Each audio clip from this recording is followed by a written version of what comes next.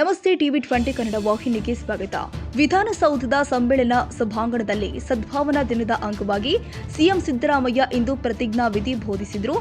ವಿಧಾನಸೌಧದ ಸಮ್ಮೇಳನ ಸಭಾಂಗಣದಲ್ಲಿ ಇಂದು ಆಧುನಿಕ ಭಾರತದ ನಿರ್ಮಾತೃ ಮಾಜಿ ಪ್ರಧಾನಿ ರಾಜೀವ್ ಗಾಂಧಿ ಅವರ ಜಯಂತಿಯ ಅಂಗವಾಗಿ ಆಚರಿಸಲ್ಪಡುವ ಸದ್ಭಾವನಾ ದಿನದ ಪ್ರತಿಜ್ಞಾ ವಿಧಿಯನ್ನ ಬೋಧಿಸಿದೆ. ವೈಜ್ಞಾನಿಕ ಹಾಗೂ ವೈಚಾರಿಕತೆಯ ನೆಲೆಯಲ್ಲಿ ದೇಶ ಕಟ್ಟುವ ಕನಸು ಕಂಡಿದ್ದ ರಾಜೀವ್ ಗಾಂಧಿ ಅವರು ಭಾರತವನ್ನ ಸರ್ವಧರ್ಮ ಸಹಬಾಳ್ವೆಯ ರಾಷ್ಟ್ರವಾಗಬೇಕು ಎಂದು ಬಯಸಿದ್ರು. ರಾಜೀವ್ ಗಾಂಧಿ ಅವರು ದೇಶದ ಅಭಿವೃದ್ಧಿಯ ಹೊಸ ಹಾದಿಯನ್ನ ತೋರಿದ್ದಾರೆ.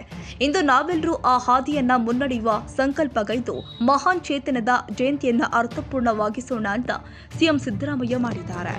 ಸದ್ಭಾವನಾ ದಿನಾಚರಣೆಯ ಪ್ರತಿಜ್ಞೆ. ಜಾತಿ, ಧರ್ಮ, ಪ್ರದೇಶ, ಮತ ಅಥವಾ ಭಾಷೆಯ ಭೇದ ಭಾವವಿಲ್ಲದೆ ಭಾರತದ ಎಲ್ಲಾ ಜನತೆಯ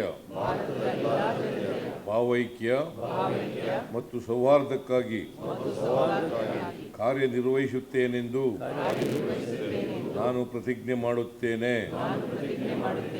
ಅಲ್ಲದೆ ವೈಯಕ್ತಿಕವಾಗಿ ಆಗಲಿ ಅಥವಾ ಸಾಮೂಹಿಕವಾಗಲಿ ನಮ್ಮಲ್ಲಿರುವ ಎಲ್ಲ ಭೇದ ಭಾವಗಳನ್ನು ಹಿಂಸಾಚಾರಕ್ಕೆ ಅವಕಾಶ ನೀಡದೆ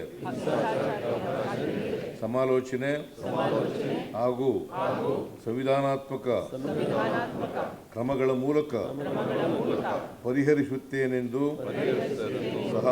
ಸಹ ಪ್ರತಿಜ್ಞೆ ಮಾಡುತ್ತೇನೆ. Thank you.